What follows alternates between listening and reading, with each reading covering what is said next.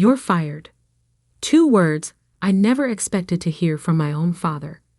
Yet there he sat behind his mahogany desk, his steel-gray eyes fixed on me with a coldness I'd never seen before. The office felt suffocating, despite the floor-to-ceiling windows overlooking the Manhattan skyline.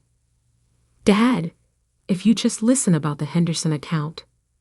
He held up his hand, silencing me. "It's Mr. Matthews in this office, Alexandra. And the Henderson account was the final straw. Your innovative approach cost us a $12 million contract." I gripped the arms of my chair, forcing myself to stay calm. The traditional approach wasn't working. If we just tried my strategy for 1 more month. Enough. He slammed his hand on the desk, making his Best CEO award rattle. "This isn't some startup playground where you can experiment with wild ideas. This is Matthews and Sons, a company that's been built on tradition and proven methods for 40 years. I could back a laugh at the irony of Matthews and Sons, considering I, his only daughter, had worked here since I was 16, starting in the mailroom and working my way up through every department. Meanwhile, my younger brother David had waltzed in straight from business school into a vice president position. "The board agrees with me," he continued, shuffling some papers on his desk. "You're not cut out for business, Alexandra. Not at this level. Maybe something smaller would suit you better. A boutique shop, perhaps, or a small local consulting firm." The condescension in his voice made my blood boil.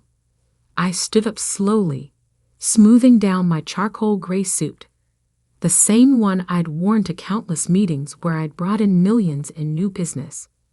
Business that apparently didn't matter now. "You're making a mistake," I said quietly. He didn't even look up. "Your severance package will be handled by HR. Please clear out your office by the end of the day." I turned to leave, then paused at the door. "Dad?" He glanced up, irritation flashing across his face. Remember this moment. The walk to my office felt like a funeral march. Employees quickly looked away as I passed, news of my firing already spreading through the corporate grapevine. Only Janet, my assistant for the past 5 years, met my eyes. "I heard," she said, following me into my office. "It's not right, Alex. Everyone knows the Henderson account was lost because David promised them impossible delivery dates." I started packing my belongings into a cardboard box. "Doesn't matter now. David's a Matthews son, and I'm just the daughter who doesn't understand traditional business." Janet watched me take down my framed Harvard MBA and various awards. "What will you do?" I carefully wrapped the photo of my mother. She passed away when I was 12, but I still remembered her last words to me. "Don't let them dim your light, sweetheart. Shine anyway." "I'm going to build something," I said, surprising myself with how calm I felt. "Something bigger than Matthews and Sons could ever be." Janet's eyes lit up. "Need an executive assistant?" I smiled, really looked at her for the first time that day. Janet wasn't just an assistant. She was a brilliant operations manager trapped in an administrative role because of the old boys club mentality at Matthews and Sons. "How about chief operations officer instead?" Her eyes widened. "You're serious?" "Dead serious."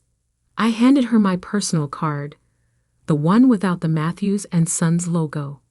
"Call me tomorrow if you're interested. And Janet, don't tell anyone about this conversation." The elevator ride down to the lobby was surreal. 15 years of my life, reduced to one cardboard box. I'd given everything to this company, sacrificed relationships, worked weekends and holidays, brought in major accounts that had doubled our revenue. And none of it mattered, because I wasn't a son. As I pushed through the revolving doors onto 5th Avenue, my phone buzzed. A text from David. Tough break, sis. But don't worry, I'll take good care of your clients. Maybe retail is more your speed. I didn't respond. Instead, I hailed a cab and gave the driver an address in Brooklyn. Time to visit the one person who had always believed in me. 20 minutes later, I climbed the stairs to a modest brownstone and knocked on the familiar red door. It opened to reveal an elegant woman in her 70s, her silver hair perfectly coiffed despite the late hour. Alexandra? My grandmother's eyes narrowed as she took in my appearance and the box in my arms. He didn't. He did. She ushered me inside, straight through to her cozy kitchen where a pot of tea was already brewing. Some things never changed. Grandma Rose always seemed to know when she was needed. Tell me everything, she said, setting out her best china teacups. So I did. I told her about the Henderson account, about David's impossible promises, about Dad's coldness, and the board's decision. She listened without interrupting, her bright blue eyes, so different from my father's gray ones, taking in every detail. When I finished, she got up and walked to her study. I heard her opening drawers, shuffling papers. She returned with a thick manila envelope. I've been waiting for this day, she said, sliding the envelope across the table. Your mother knew it would come too. She made me promise to give you this when it did. My hands trembled as I opened the envelope. Inside was another envelope, sealed with wax, and a folder filled with documents. My eyes widened as I read through them. Grandma, this is your mother's inheritance, she finished. The one your father knows nothing about. Her family's shipping company holdings, real estate investments, everything she built before she married him. All in a trust, waiting for you. I stared at the numbers. Millions. Not as much as Matthews and Sons was worth, but more than enough to start something new. Why didn't you tell me before? Grandma Rose took a sip of her tea. Because your mother knew you needed to try it his way first, to give him a chance to see your worth. She set down her cup with a decisive clink. He failed that test rather spectacularly, wouldn't you say? I looked at the documents again, plans already forming in my mind. The Henderson account. They were looking for exactly what I proposed. Innovation, modernization, a fresh approach. Then perhaps, Grandma Rose smiled, it's time to show them what Alexandra Matthews can really do. I stayed at my grandmother's house late into the night planning. By the time I left, I had the beginnings of a strategy that would change everything. Dad thought I wasn't cut out for business? Fine. I'd show him exactly what kind of business I was cut out for. The game was about to change, and Matthews and Sons wouldn't know what hit them until it was too late. 1 year later, the Henderson Group's downtown headquarters buzzed with anticipation.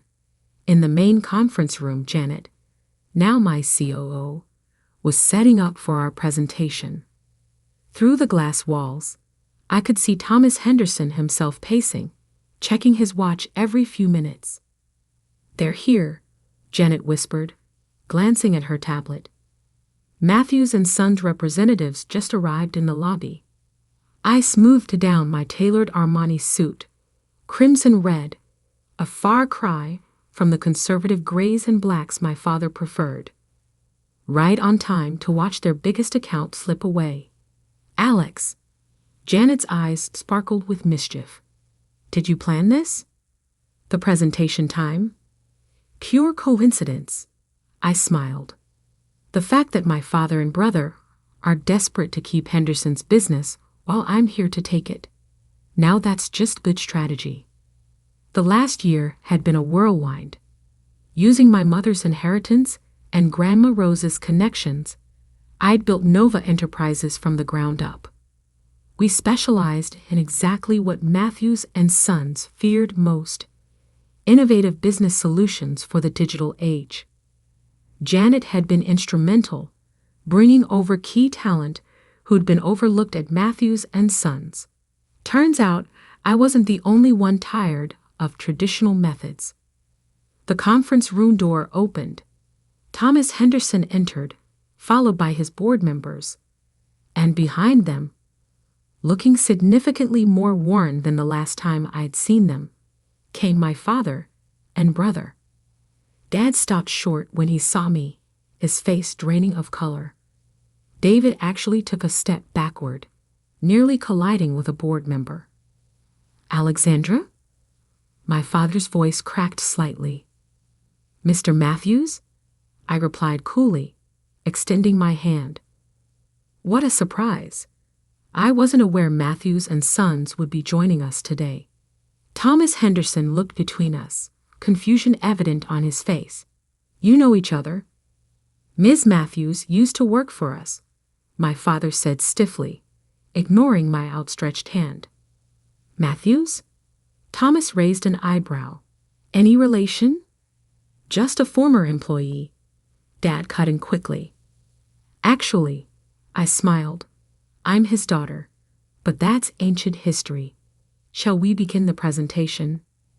The next hour was a masterclass in everything my father had dismissed as wild ideas.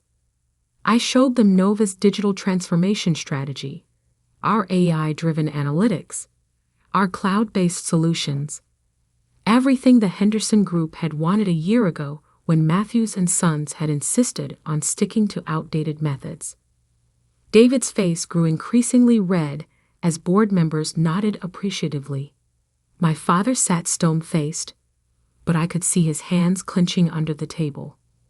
"Very impressive, Ms. Matthews," Thomas said when I finished. "This is exactly what we've been looking for. But I have to ask, why didn't you propose these solutions when you were with Matthews and Sons?" The room went silent. All eyes turned to my father. "Oh, what I did," I replied softly. "In fact, it was my last presentation before leaving the company.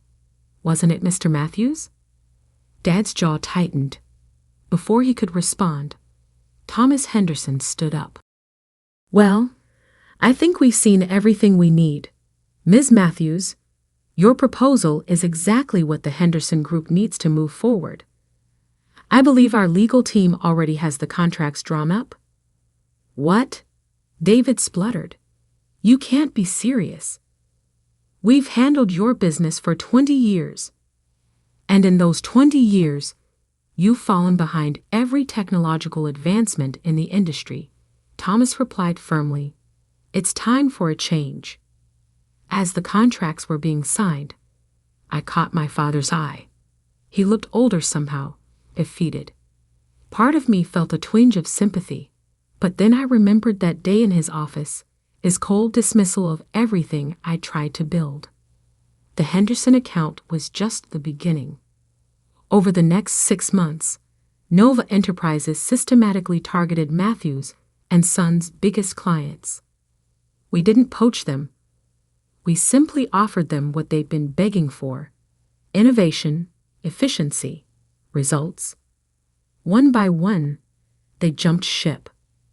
Then came the day I'd been waiting for. Janet burst into my office, her face flushed with excitement. "Alex, you need to see this." She handed me her tablet.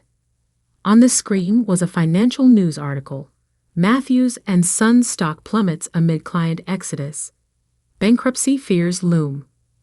Below was a photo of my father leaving his office, looking haggard. The caption read, "CEO Robert Matthews declines to comment on company's future." My phone rang. Grandma Rose's number. "I just saw the news," she said when I answered. "How are you feeling?" I looked out my office window at the Manhattan skyline. From here, I could see the Matthews and Sons building, no longer the towering symbol of success it once was. I didn't do this for revenge. I said quietly. I know, darling. You did it because it needed to be done. Because sometimes the only way to fix a broken system is to build something better. They're going to lose everything, aren't they? Unless someone steps in to save them. There was a knowing tone in her voice. Someone who understands both innovation and tradition. Before I could respond, Janet appeared in my doorway again, her face serious. Alex, your father is here. He's asking to see you. I took a deep breath. Send him in. Alexandra. Grandma Rose said quickly, remember what your mother always said. Don't let them dim your light. I finished. I remember. No, dear. The other thing, she said. Sometimes the strongest bridges are built over the deepest divides. I hung up and straightened my shoulders as Janet showed my father in. He looked nothing like the imposing figure who'd fired me a year ago. His suit was wrinkled, his tie slightly askew. Alexandra, he said softly, we need to talk. I gestured to the chair across from my desk, the same position I'd been in that day in his office. How the tables had turned. Yes, I replied, I believe we do. My father sat across from me, looking smaller than I'd ever seen him. The mighty Robert Matthews, reduced to asking his incompetent daughter for help. The irony wasn't lost on either of us. The board is meeting tomorrow, he began, his voice rough. They're voting on whether to file for bankruptcy or seek immediate merger. He paused, swallowing hard. David's already resigned. Took a position with Goldman Sachs this morning. Of course he had. David had always been good at abandoning ship when things got tough. And you're here because? I kept my voice neutral, professional. Because you won. He looked up, meeting my eyes. You did exactly what I said you couldn't do. Built something remarkable. Modern. Successful. His hands trembled slightly. While I watched 40 years of work crumble because I was too proud, too stubborn to change. I leaned back in my chair, studying him. Did you ever wonder why I stayed at Matthews & Sons for 15 years? Working my way up from the mailroom when you could have given me a top position like you did David. He shook his head. Because I loved that company. Not for its name, not for its prestige, but for what it could be. Every innovation I suggested, every change I tried to implement, it wasn't to destroy tradition. It was to help Matthews & Sons evolve. And I shut you down at every turn, he admitted quietly. Yes, you did. I stood up and walked to the window, looking out at the city. Do you know what really hurt, Dad? Not the firing. Not even choosing David over me. It was that you never once asked why I thought we needed to change. Tell me now. I turned back to face him. Because business isn't about maintaining what worked yesterday. It's about building what will work tomorrow. Mom understood that. It's why her family's shipping company survived when all their competitors went under. His head snapped up. Your mother's company. But that was sold after she died. No, Dad, it wasn't. I pulled out the documents Grandma Rose had given me that night, sliding them across the desk. Mom left it in trust for me. She knew someday I'd need it, either to save Matthews & Sons or to build something new. He stared at the papers, realization dawning on his face. All this time, she knew. She saw in you what I couldn't. What you wouldn't, I corrected gently. He nodded, accepting the truth of it. So this is it then. You'll watch Matthews & Sons dissolve, knowing you were right all along. I pressed the intercom. Janet, bring in the proposal, please. Janet entered with a thick folder, placing it on my desk with a knowing smile before leaving us alone again. What's this? my father asked. A merger proposal. Nova Enterprises wants to acquire Matthews and Sons. His eyes widened. You'd buy us out? No. I sat down again, opening the folder. I'm proposing a true merger. Nova's innovation and digital expertise combined with Matthews and Sons' 40 years of industry relationships and experience. Not destroying tradition, but evolving it. You'd save the company? After everything? You once told me I wasn't cut out for business, I said, pushing the proposal toward him. But what you never understood is that real business isn't about crushing competitors or maintaining power. It's about building something lasting, something meaningful. He picked up the proposal with shaking hands. And the name. Matthews Nova, I replied, honoring the past while embracing the future. And my role? You'd stay on as Chairman Emeritus, focusing on client relationships, what you've always done best. I'd be CEO, leading the company's strategic direction. I paused. As equals this time, father and daughter, finally working together instead of against each other. He was quiet for a long moment, reading through the proposal. Finally, he looked up, and I saw something I'd never seen before in his eyes. Respect. Your mother would be so proud of you, he said softly. She'd be proud of us both, if we can make this work. He stood up, straightening his tie, a glimpse of the Robert Matthews of old. The board meets at 9 tomorrow morning. Join me. I'll be there.